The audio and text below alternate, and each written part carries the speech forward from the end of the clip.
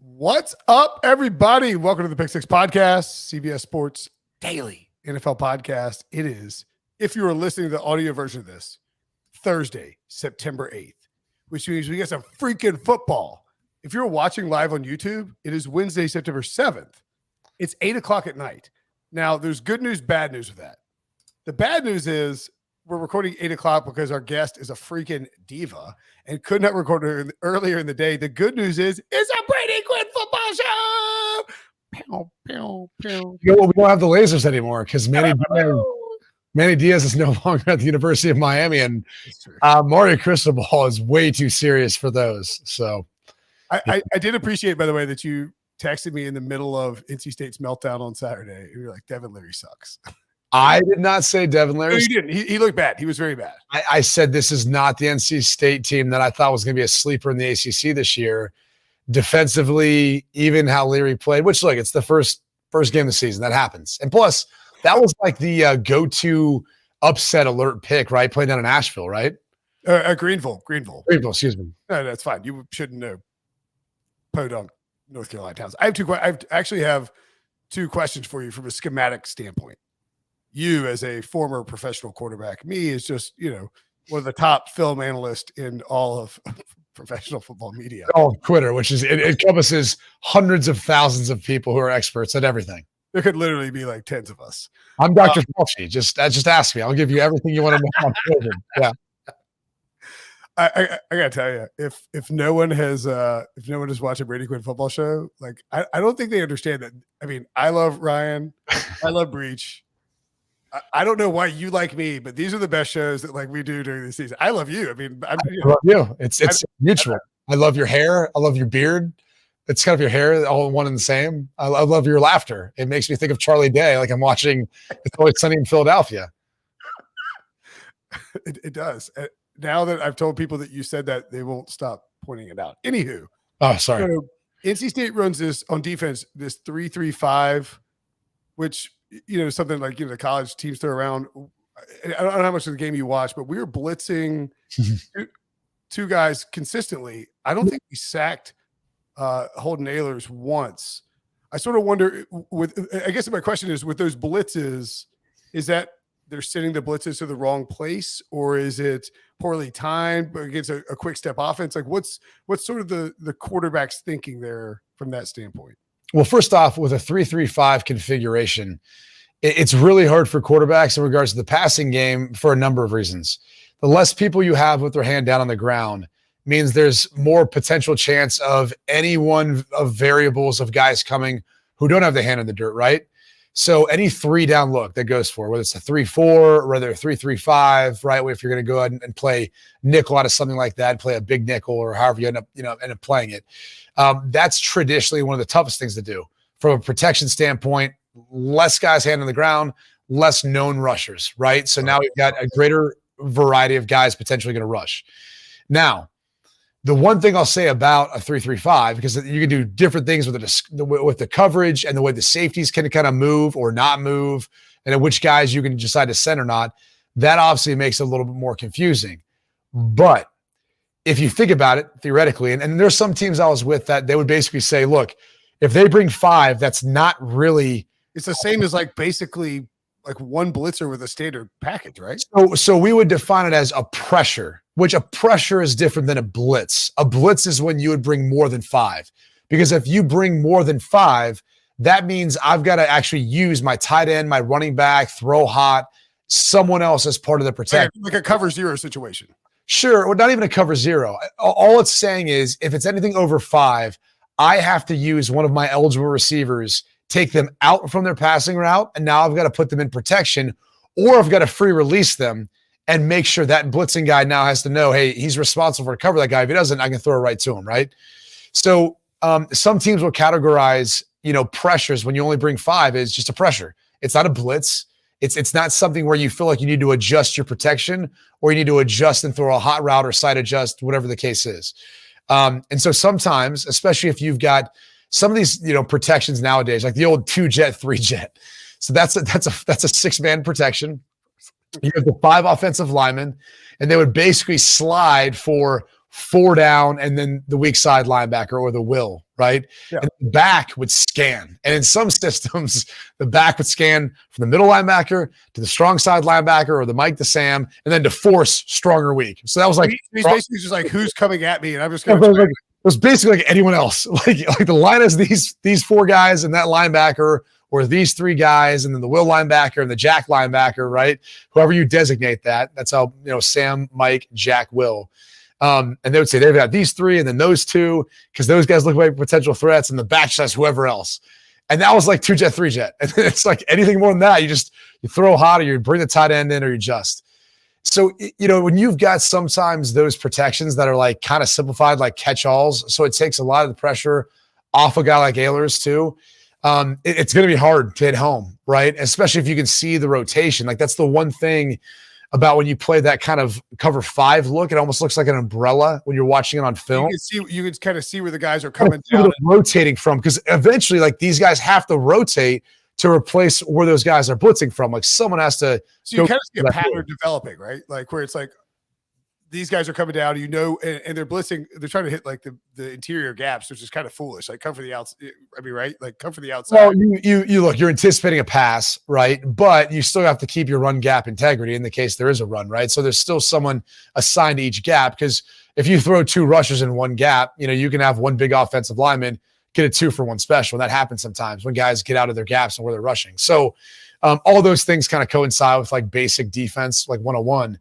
But a lot of times when you see a 3-down look and you see teams that are trying to show, like Rex Ryan was really popular doing this when I got in the NFL in Baltimore. Like he'd give you these walk around looks and you're like, well, shoot, dude, there's like no one with their hand in the ground.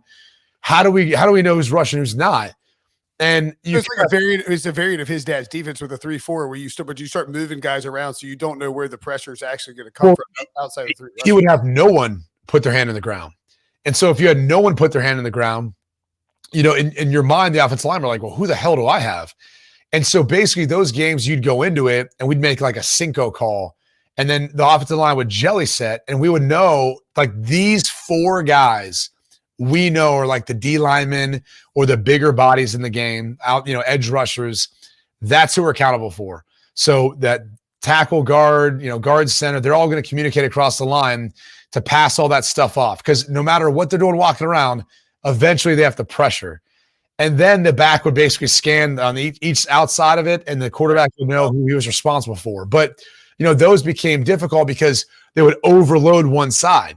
And so basically, if they had a couple guys who were rushing this way, they'd try to bring like 4 on that side. And then so no matter what, you were going to be 1 short. And you just had to recognize that faster than they could replace it with the coverage. And that was always the game of it, is if you could recognize where the overload was coming from, you could attack that spot. And get the line to slide that way. Oh, protect there, then go the other side. Or wherever you find a single. Once you protect to the overload side, you had all this time, and they had all these voids in the defense. And so what teams started doing is they would go to like a 7-man protection. And even though you only had 3 guys out in the routes, they're not getting past the 7-man protection. And so eventually that stuff kind of went away. That's why you see people don't do it as much anymore. Okay, I'd like to shift to a more serious topic, if it's okay with you. That was a lot of serious football talk. It really was. It was out of the gate. Like that's what. Like I don't think it always gets buried whenever we do these podcasts. But like I'll ask some like accidentally like good question, and you'll like rip off this thing that like nobody knows because they didn't play quarterback in the NFL. Anywho, the serious topic, because this is front and foremost. Yes, Pete Prisco's gained weight. All right, like is that the elephant in the room right now? Is he in more weight? I don't know. He was talking about earlier today. I was working with him, Joe Burrow not having enough weight on him. How he thinks he looks frail and skinny. I was like, he's going the Pete Prisco diet then. Up high, down hard. Anyway, serious topic. Over under 2.5 Bildos on SoFi Stadium floor on Thursday night. I mean, this is such a loaded question because you really have to go through the history. You do realize that the Brady Quinn football show is the preeminent Bildo football podcast on the entire internet. I'm good. I'm glad we brought this to light before anyone else did. I mean, somebody needs to be doing the hard work. The irony is the fact that like we brought it up and made it like more popular. Although Tom Brady, because I believe that was a Patriots game, was on the field.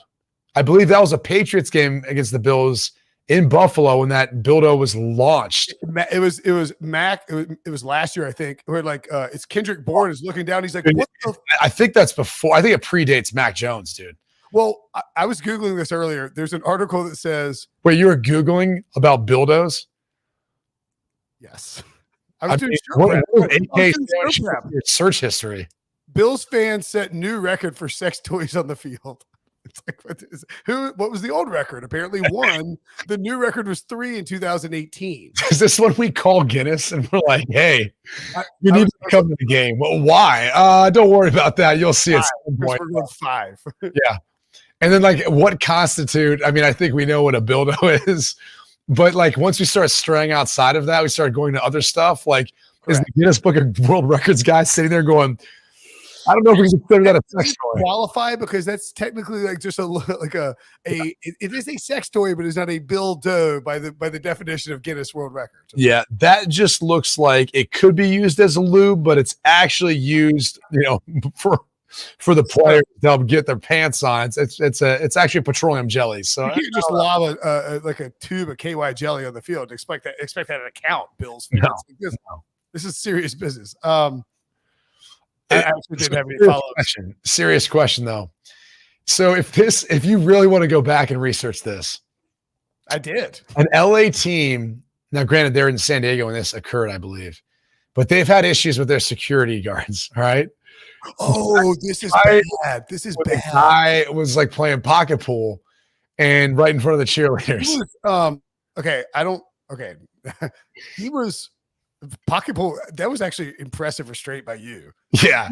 He was. It looked like he was Nicolas's caged hand in a national treasure, searching really hard to find whatever treasure they're going after. You've seen Zoolander, right? Of course. When Ben Stiller is trying to get his underwear off after Hansen does the move, and he's like, hoo, hoo, hoo, hoo, hoo. That was the Chargers security guard watching like in the middle of an NFL game. Yeah. Like, you got to be pretty. He wasn't trying to get his underwear off. He was right. He was trying to get something else off. Yeah. Right. But like, I mean, how freaking weird do you have to be to think, I know, I'm just going to do this in the middle of an NFL game while I'm standing on this. Hold on.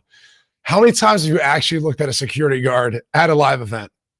I mean, not unless they're looking at me. Exactly. Like no one really pays attention to them. It's kind of like when you're playing in the game. Like plain sight. It's like when you're like playing in a game, you're like, oh yeah, the officials are down there, like on the field with you, but you never really feel them, right? Like you're playing, but you don't really like notice them. So what you're suggesting is that that Chargers security guard that wasn't his first entrevue into the world. No, that's just the first one that got taped. Like you could have been doing this for years. There needs to be a 30 for 30 on that. Well, maybe an old untold, maybe 30 seconds of 30. Well, but to my point, if this is the sort of security that we're hiring at SoFi, the Chargers do play there. I'm just saying, I know it's not their game, it's the Rams. Maybe you're seeing a few more toys tossed on there because we've got some security guards that are a little distracted, I think you're onto something like big here. This could extend into the highest reaches of our government. Not as big as some of those Buildos that are thrown out there. That much. It is. This is why this is the best show we do. Is like we go from like a comprehensive breakdown of the 3-3-5 defense and like a college football team is running straight into a comprehensive breakdown of whatever just happened. Who's your Super Bowl match? Who are you picking? Do you give a Super Bowl pick? Yeah. We actually just did this today. So couple of funny anecdotes, which like one we have to get after Prisco for, but by all means. I went very chalky. I went with the Chiefs and I went with the Packers. I don't think the Chiefs are chalky. Well, we can get into that, right? Like the Bills would be chalky, which is obviously who Pete went with because he's like the Bills win their first Super Bowl. Finally, I'm gonna let a fan base like me because I picked their team to win. No, and so the funny thing is, he goes with Bills Packers. I go with KC Packers. All right, whatever.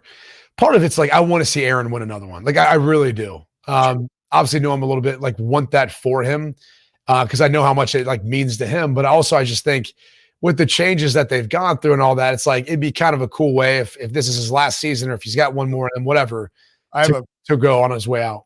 I have a football question related to the Packers that I want to ask you. So my take is that Aaron Jones will be the wide receiver 1 for the Packers this year, and he and AJ Dillon will basically be on the field like 80% of the time together, and they're going to move him around the formation to make matchups difficult for defenses. Pete told me That's a stupid thing. You're just looking for clicks. I don't know why he said that, but what do you think the Packers offense looks like? Clearly they're trying to dial it back a little bit, run more defense, but I feel like there's no way Aaron Rodgers trusts these young receivers. Aaron Jones is going to be used as a receiver.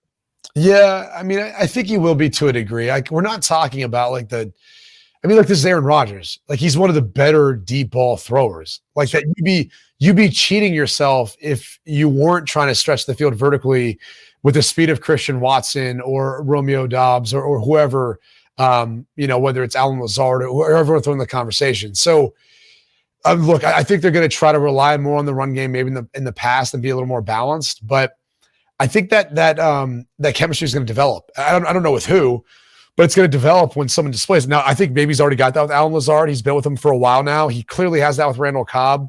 It depends on, if you look at Robert Tonyan too, if it falls in that category. I guess I don't worry about it quite as much, right? Like he went through it with Greg Jennings too. It's massively overblown. Well, because I actually love your Super Bowl pick because it's fading. The people are like, "Oh, Tyreek Hill got traded. Devontae Adams got traded. These offenses won't be good." It's like this is the stupidest take I've heard anyone suggest. Like, now I'm just not saying they're better without those guys, but those offenses will be fine. Well, I think in the case, and we'll get to Kansas City, but in the case of the Packers, like you've seen his transition from Greg Jennings to Jordy Nelson to Devontae Adams, like. They've gone through this before. This isn't the first time, and they've been fine. Like he's been successful. He's been able to be the back-to-back MVP. Like they'll figure it out. And so I mean, look, the Green Bay Packers defense is much improved. When you look at the fact up front, at least, I mean, getting back Preston Smith, you draft a guy in Quay Walker, Rashawn Gary's there now. Jerry Alexander is one of the best cover corners in the NFL. I mean, it's just they're stacked. Rashawn Gary, I was wrong about. He is fantastic. He is. No, and look, I think, some of those Michigan guys, that they're not quite in the right fit, and then they get the NFL and they explode, right? Like, there's Pete's really high on Nico Collins. He thinks he's going to have a breakout year. We had heard that about the receiver in Cleveland. His name's escaped me at the moment now, but from Michigan. Not Braylon Edwards, obviously. No. I play with Braylon. More. I'll look it up real quick, but I got you. The point is what's his name? Donovan Peoples-Jones. Yeah.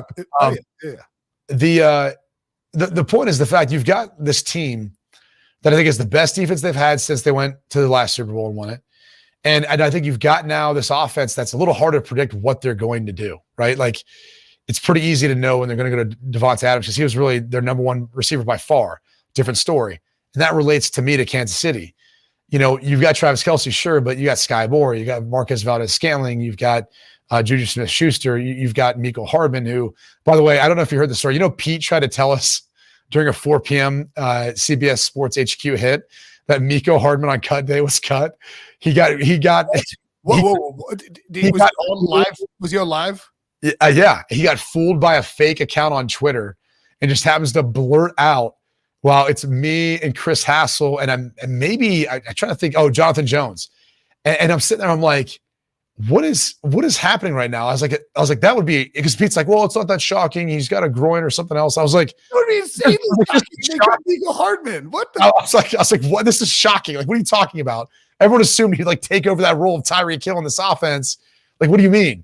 And then I was like, are you sure? Like, this isn't like there's people who call you, Pete, trying to get your social security number and tell you you've got some long lost relative that left. My password is Briscoe Sun Devils 1 2 3 exclamation point. Like, yeah, we know, Pete. We know. Yeah, and now he tries to deny it like it didn't happen. Chris and I was like, dude, you're getting dementia. All right.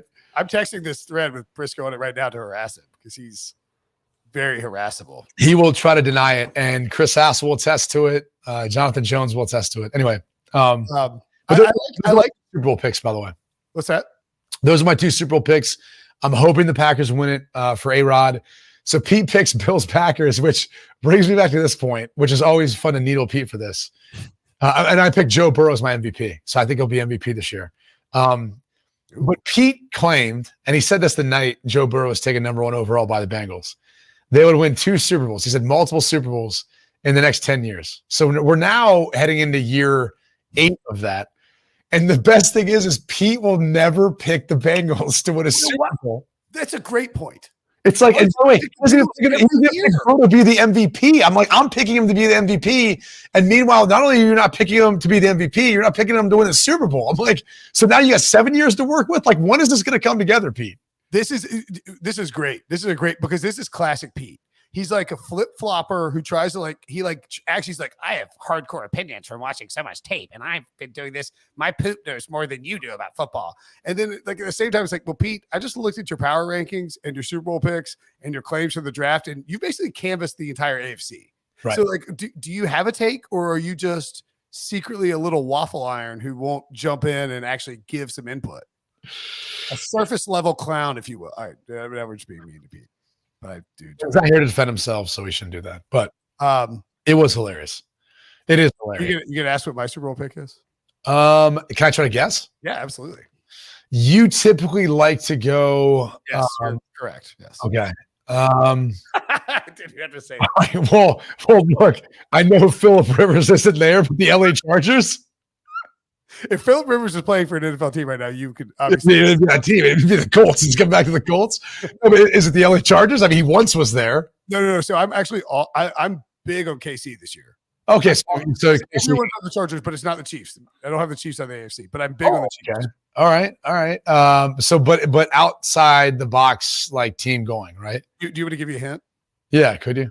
This would be the first ever all bird mascot in matchup in Super Bowl history. Oh, so John Breach claims there's never been 2 bird mascots. You have Philly from the NFC? What's that? Philly from the NFC? Yes, Philly from the NFC. Okay. And then you've got, this should be easy as I sit here. Running through birds in your head. This is the Ravens? Yeah. Okay. I mean, that's not that outlandish. Like, I was actually thinking today when they were asking, like, obviously, I think the Ravens are going to win the division. And I do think, like, the Joe Flacco bet on myself type thing, if Lamar doesn't get a deal done, that would be the interesting part of this, is if it happens to the Ravens again, Lamar goes, wins the Super Bowl MVP, and it's like, pay me that Deshaun Watson contract that no one wants to pay right now. That would be amazing. I mean, but like, and the best part is they open the season against Joe Flacco. Is that a good thing for the Jets, by the way? Because I kind of feel like you're like, no, but I'm like, yes.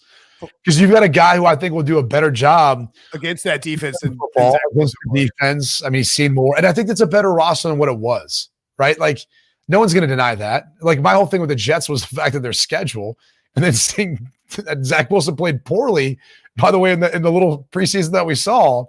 And the most hilarious thing is, like, Dan Orlovsky came out like 3 weeks later and said the exact same thing. And I'm like, I wonder if he's going to receive a bunch of flack from Jets fans for making this claim. But did you catch crap from Jets fans?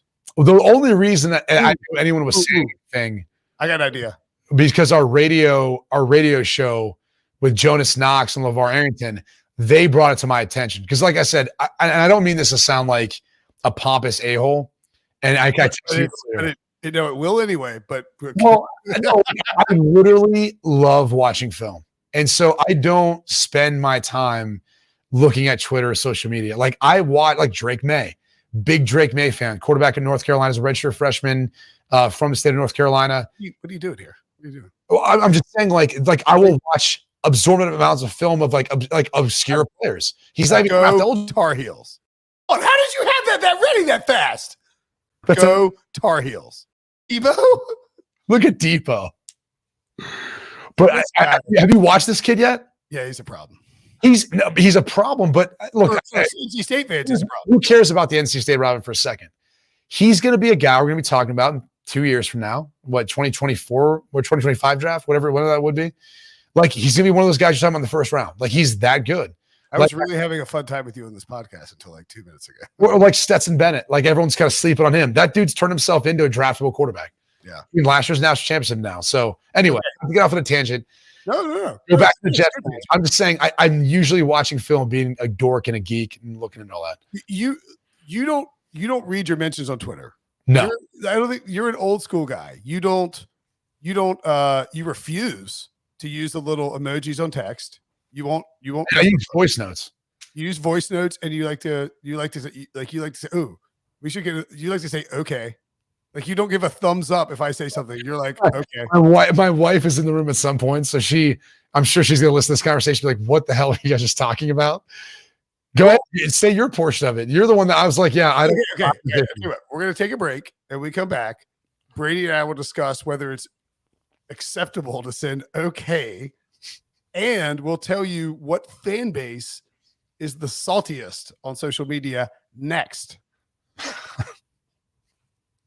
So when Debo produces, we don't actually have commercials. If Nada was producing, you would get a South Park commercial just now. Maybe somebody whoever would in the past. I enjoyed the commercials. It feels like a real break. Anywho, so if you like, I feel like if I send like somebody's like, this is going to happen. And if I reply with "okay," that's perfectly fine. I'm saying It is, in fact, okay. However, for some reason, some people take umbrage and offense. It's like, "Oh, are you pissed off?" It's like, what are you talking about? I said "okay." It's like, well, clearly they're reading tone through text. Right. But it's reading someone else's implied tone. Right. Which is why I'm saying I like leaving voice notes. I think because it's a little more personable. And people can hear your tone or your excitement, or if you are like, okay, it's like, no. I was like, okay, awesome, cool, great. You're like, okay, sounds good. I was like, well, you were like 8 p.m. I was like, thumbs up. You're like, okay, because you just won't give the thumbs up. I will say when Leinert was on that FFT stream, and I was like, Brady loves doing voice notes. He goes, oh, you're right, he does. And I was like, but he also loves doing it where it's like the quick, you like to do the voice notes, the pause. I was thinking, and I know like something's coming where like I'm gonna end up listening to this whole thing, and at the end I'm getting dunked on for no reason, and then I'm like, that's suspense, man. It's an experience. Every voice note's different. It's unique. You gotta it disappears, draw it out. You gotta take people on a journey and then bring it full circle. What, man? The energy of this BQ FBS is fantastic. All right, so saltiest Twitter fan bases. Actually, I want to ask you this too. So I went on HQ, I don't know, like 3 weeks ago, and I said that I thought it was like Noah or somebody was like, give us 5 possible upsets for week 1. Oh, like, let me look at this slate real quick. Well, I was like the Patriot. I listed like 7. I was like, you pick 5. Right. And the Patriots were one that I listed that he picked. And I go on there, and to be perfectly frank, it was like a Friday, wasn't really a, formal feeling segment. And I threw out like, Belichick is dominated against young quarterbacks. And I said, and I mean, I guess I don't really regret it at all, but I was like, there's been so much Tua hype coming out of Miami, and that the media coverage of that particular organization is oftentimes more enthusiastic than other organizations for whatever reason. Well, the Miami beat reporters picked up on that and are not happy with me. I mean, look, it is what it is. I could care less. Everyone thinks they're going to win a Super Bowl heading into week 1, right? At least you try to convince yourself of that. The reality is, you play that first game and you go, oh crap. Oh, we're not good. That was the majority of times, like, we start off a season. But here's the 5 that I would pick. And like, I think these are pretty reasonable for the most part. Okay. For starters, Thursday night. I mean, the Rams, defending Super Bowl champs, McVay's never lost an opener. Super Bowl champs since the start of the new millennium, like 19-3. I think. Offensive coordinator for the Bills, so you're adjusting that a little bit. Yeah, even though I love Ken Dorsey. Not a knock on Ken Dorsey, just a change. Yeah, it could be a change. And so they're giving 2.5 points at home. So that's the first one, right? Cleveland to me, and it sounds a little crazy, and I actually picked the Panthers, but on the road. They know Baker. They're a more talented roster with the exception of the quarterback spot. Like, I could see that game potentially being low scoring tight and Cleveland pulling away with it in the end. The Panthers stink too. That's it. Well, I disagree. I actually think that's kind of that like sleeper 7 seed type potential team. Okay. Okay. If McCaffrey's healthy, if Baker Mayfield's healthy, plays well, you brought in Laviska Shenault. You've already got some decent receivers, obviously DJ Moore and Robbie Anderson. You address some of the offensive line. The defense is already good. I'm just saying, like, I think that team is going to be better than people think. I've over the last 3 weeks moved from this team is one of the bottom 5 teams in the NFL to they are a potential fringe playoff team. Yeah, that's where I'm at. If offensive line has to be totally healthy, yeah, it has to be good in pass pro. CMC has to play 14. Yeah, I know it's a concern. CMC has to play a big concern, and he said it before the draft. He told him, he said, "Pass pro is not my strength. We're just going to run the football." Christian I'm really more of a murderer on the second level than I am a pass pro guy. Chin, Brian Burns, Derek Brown, all kind of need to take a biggish step forward, and the defense needs to be above. Basically, it's a Jenga tower that could collapse at any moment, but could end up in a 7 seed possibility.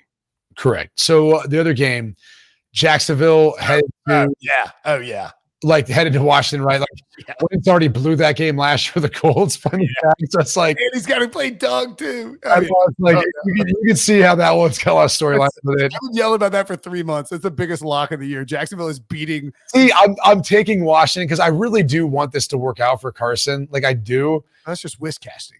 I know. Jacksonville's winning that game. They're going to win that game by like 10 points. New England is the other one in Miami. Although Belichick has lost to the Dolphins, 3 straight times? Tua is technically 3-0 against Belichick, but he has 450 passing yards, 2 touchdowns, and 2 picks. You know what? That 450 goes a long way to that 3-0 record. Just saying. That's a very winnable one. And then the Lions. The Lions are the ones like I know you're high on the Eagles, but we see like surprises week 1 all the time where we're like, remember that game week 1? What the hell happened there? When Phillip Rivers lost in Jacksonville in week 1. Yeah. So that's the other one that I'm looking at kind of saying, all right, I can see it.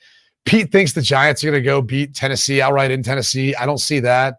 I could see the Seahawks covering versus Denver. I just don't see them winning that one. I think they're just going to win the game. Oh, I don't know. I don't know how, but I think the Cowboys, even though Tom Brady, has he ever lost to Dallas? I think he's never lost to Dallas. I can tell you in a second. I just saw a status where I think Tom Brady's like undefeated versus Dallas. Maybe something like if I read any of our research notes that I would know, but we get so many. It's not your fault. It's not. I know. It's really not your fault. I mean, they do a great job. No one's complaining. Yeah, no one complains. It's too much. It's like being fed with a fire hose every other day.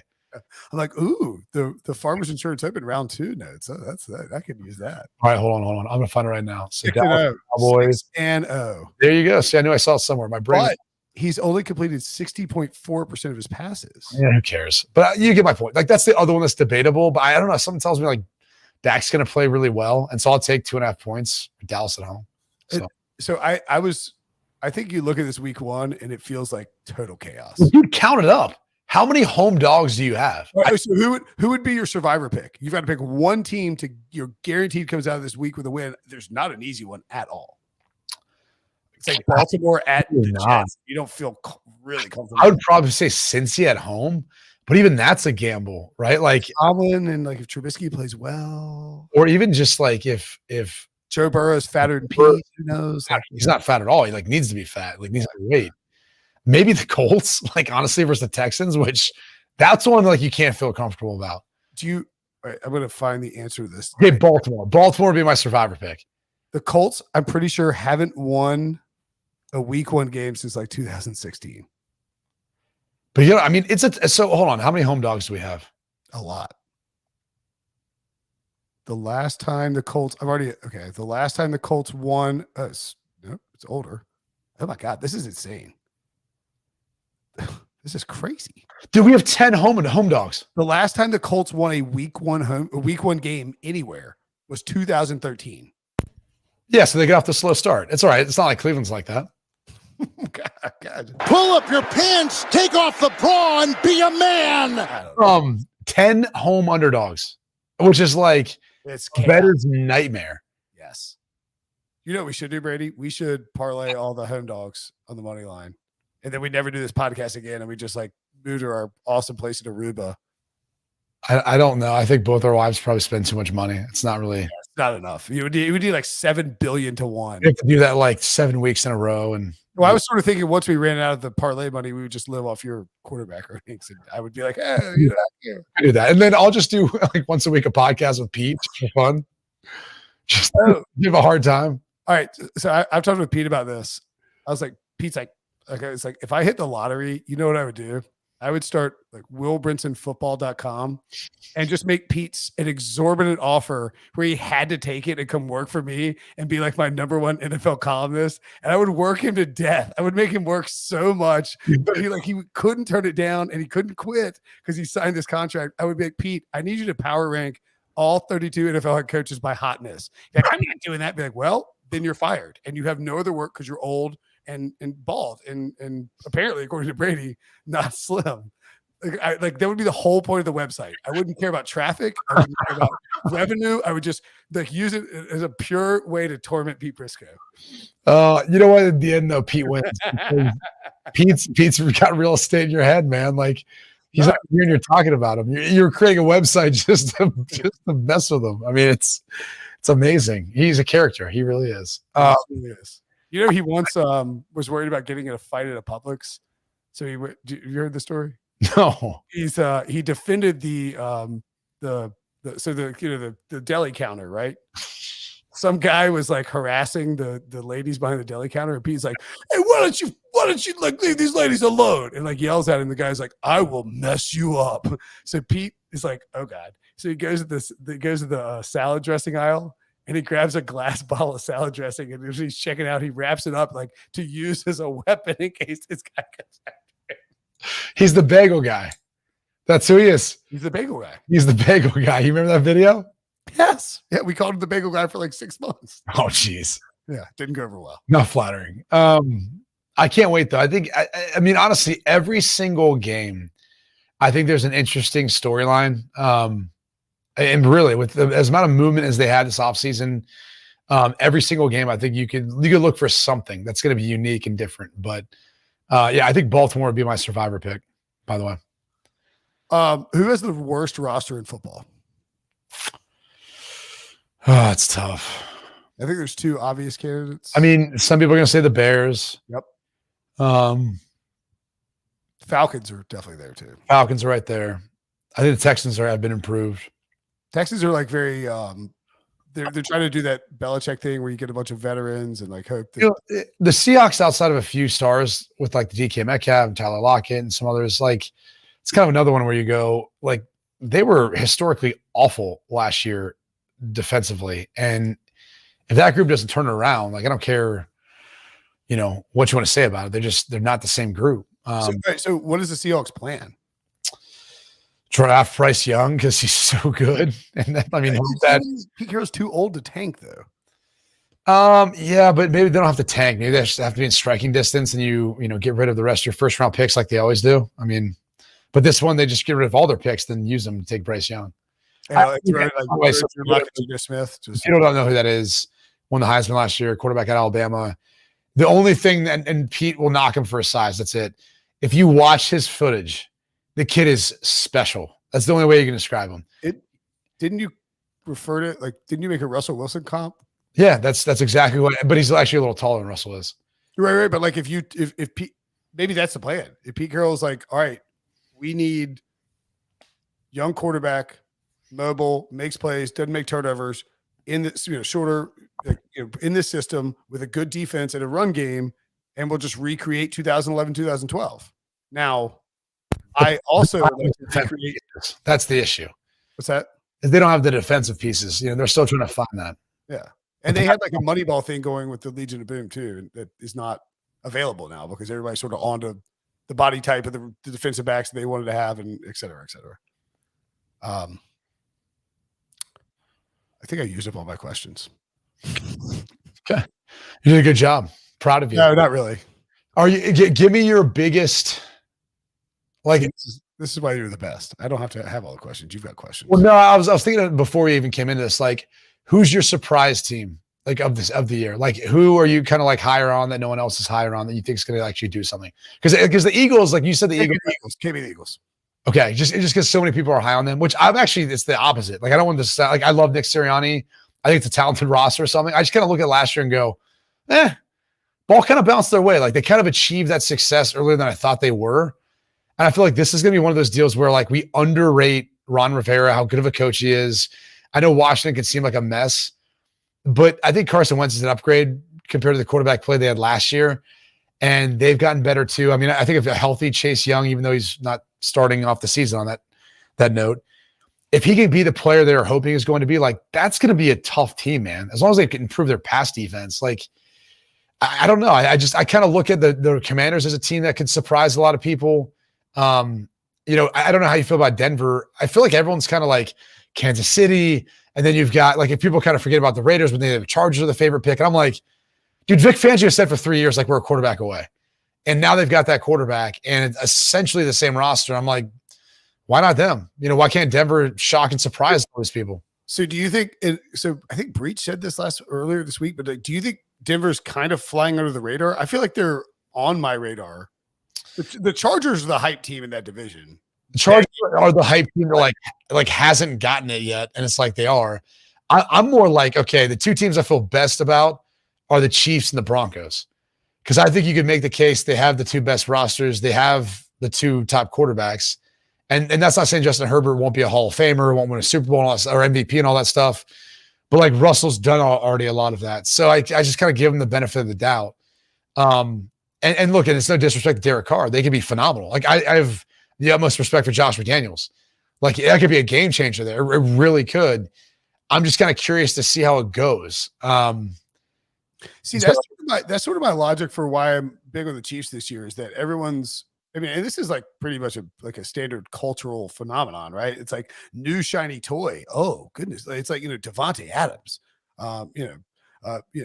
Chandler Jones, Josh McDaniels, and, do the same thing we did, Russell Wilson. And meanwhile, the Chiefs are just like, look, I mean, we haven't not made the AFC Championship game since we put Patrick Mahomes in as a starter. I do think Denver's interesting. I mean, my surprise team, I think, is the Jaguars. Oh God. Wow. That is a very big turnaround. I picked them to win the division. Okay. I mean, what were the odds for that? Like plus 2,000? You mean, no, 9-1. Oh, something. Actually, Tyler Sullivan had a great point on the pod maybe last week, but it was like, don't bet the Jaguars 9-1. Bet Doug Peterson Coach of the Year at like 25-1. Right. That's because right. if they win the division, he's winning Coach of the Year. Yeah. Yeah. I can see that. People are just out on Trevor Lawrence, and that's crazy to me. Like, he's good. He is good. He's super talented. I do think in, like, breaking down some of his tape and watching him, one of the things that when you're kind of like a taller, like longer legged guy, longer striding guy, sometimes it's a hard adjustment to the NFL when you're on teams that don't have a great offensive line. Space. Yeah, that's a good point. Well, you need a little more space to operate. Some of these guys who kind of sit back, some of these gunslingers who have that kind of whip, right? Like the Patrick Mahomes, whoever you want to throw into that category. Even Stafford can do a lot of that too. They don't have that long stride, like the drive forward. Yeah, look at like Aaron Rodgers. Like, he has a really short stride. Like, he gets up and gets down. And they're quick. Yeah. Yeah. So those guys tend to, a lot of times, be able to navigate the pocket better, have more success. But, you've got other examples of guys who are a little longer striders who are taller. I mean, Justin Herbert's a guy who needs a little more space too. Longer arms, longer legs, like longer motion. Tom Brady's kind of been more that guy, but he does a tremendous job of, like, finding space. Like, he navigates a pocket as well as anyone. It's crazy to watch. Like it is. Better than I do, but it's like you watch him, like the subtle, like horizontal movements in the pocket from Brady are just second to none, maybe in like history. Right. No, he's like a boxer. It's like watching like a very like smooth boxer just navigate the ring. You don't really notice that they're kind of controlling and moving against their opponent. Up, left, right. Yeah. Right. And then just boom, knock someone out. But okay, my bold prediction for the season is all 4 teams from the AFC West make the playoffs, because that's bold. I don't know if it's possible. I know 3 can make it. We've seen that plenty of times, but I would think there's some mathematical way. It is mathematically possible. all four should and could. Like, I think that would make our playoffs better, at least looking at it right now. Like, I don't really want to see anyone else besides the division win in the AFC South. In the AFC North, I mean, you could maybe make the case for, I mean, look, Cleveland's probably not going to because Watson's not going to be there for enough games. I don't think Pittsburgh's going to, even though Tomlin's never had a losing season. It just doesn't feel like it's going that direction. I think you got to pick between Baltimore and Cincy. And so I'm like, all right, like that would be the tough, I think, division, the toughest division you're looking at losing one. AFC East, I mean, look, give me Buffalo and forget about the rest. You know, I got the AFC North is the only one that I would actually be like, maybe there's another team I'd rather have. Yeah, Baltimore and Cincy would be fine, even though I smiled and like smirked because I was picturing Joe Burrow's head on Pete Prisco's body, and then like maybe he is rent free. I need to examine this. At any rate, yeah, I think that, but like it's hard to. Everyone's on these. Like it's hard to find a surprise team because everyone's sort of on. Like I bet the Eagles to win the Super Bowl during the draft when they traded for AJ Brown and drafted Jordan Davis because I love those two guys. And now it's like it's great, but everyone's on the Eagles. You know, everyone's on the Niners. I think did the Ravens qualify if they win the Super Bowl as a surprise team? I think so. I mean, I don't know what their odds were. I mean, 20 to 1. I mean, yeah, I said that's pretty much a long shot. I mean, I'm sure they're not the furthest down on the list, right? But I don't know. But that's kind of how I see it. I can't wait though. I'm excited for the season to come. It's gonna be fun, man. Do you want to tell everybody about? Well, wait, what's today? Today's Thursday. If they're listening, that means in 2 days you will be on the set. That's right. Down in Austin, big noon kickoff. Oh, we got Texas, Alabama. Wait, Texas and Alabama are playing this Saturday? Yeah, it's a pretty big game. It's a huge game. It's the biggest game of the week. It's why game day is coming down to our set for a game they're not even airing. So, wow, that is a tough seed for. It happened 4 times last year, and just to kind of dive into the numbers, like that doesn't fare well for them straight up, because obviously everyone's going to tune in to our broadcast that is while we're on TV, leading up to the game, and not theirs. Is it true that you single-handedly brokered the deal between the Big Ten and CBS? No, I had zero to do with that. But that was a rumor floating around. I'll tell you much. It's awesome for CBS. I think it's awesome for the Big Ten. It's cool to see kind of where the Big Ten's going as it continues to kind of grow and expand. Like I don't think it's done as of yet, adding on teams, but it's cool to see like where it's gotten. I mean, think about this. They're talking about the college football playoff, the expanded playoff of 12 teams, going for $2 billion a year. Believable. But like you start adding up the numbers, and like Pete's always like, NFL's king. And I'm like, dude, I don't know. Like the numbers are starting to get kind of similar. I know the ratings aren't there because it's more spread out among too many games. Well, you got 130 teams. Like, yeah, it's different in that sense. And obviously all the rights aren't the same. I mean, SEC and Big Ten are by far and away the most, sought after. And then it's, kind of the playoff system, but still, well, the Big Ten's going for $1 billion a year. Well, but the difference is too, you have in the NFL, it's just simply, hello, we're the NFL, give us this money. In college football, it's like, we're the SEC, give us this money. And the Big Ten's like, whoa, have you seen these numbers? And all of a sudden you have bidding wars that pop up. And I actually think it's more impressive that college football has been able to generate the revenue they can. When if you think about it, like the Big Ten has less, big markets, brands compared to the NFL. A lot. And yet you're talking about 14 teams, will be eventually 16, right? So half of the NFL, and you're able to generate over $1 billion, 1.4, whatever it ended up, being in totality for, not even half that. I know the NFL generates like $4 billion or something like that a year. I mean, it's probably close. I think the rights fees about that or something like that. It's different now with the Amazon stuff, but yeah, probably close. Right, but I'm just saying that's just the Big Ten. That's just right. 14 teams, 16 teams. That's not the SEC. That's not the expanded playoff format. Like when you really start doing the numbers, you're like, wait, the ACC either. Well, yeah, but they're kind of locked into not a good deal. Yeah, not great. You should get your cut of that deal you did with the Big Ten and CBS. Then. I told Port, I just want a lifetime contract. That's all I want. That's all I want too. Lifetime contract. That's not what you want. Watch Brady Quinn on the Big Noon Kickoff Show. It's a bunch of. By the way, the over on Buildos Thursday, tomorrow night, or tonight, tomorrow night, whatever the show is. 2. What is it, 1.5 or 2.5? Let's go. You're taking the over either way. 1.5. The over either way. Security is a lot. Well, maybe it's not as good there. Talked about that. We'll go over 1.5. If you can find that at your local bookmaker. I think the real question is whether or not we're going to have any fans getting how do I put this? Getting too romantic in the stands. Oh no, that's Toronto, man.